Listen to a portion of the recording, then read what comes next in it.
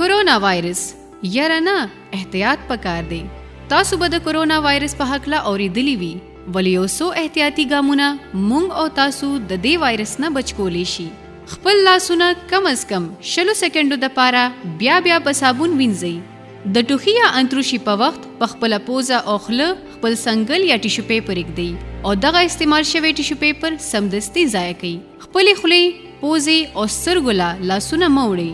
د زیات عمر خلکو لا ډیر احتیاط پکار دی. پکار د چې د غیر ضروری سفر او غړي غونی نه ډډه وکړئ. کوشش وکړئ چې زیات وخت په کور اوسئ.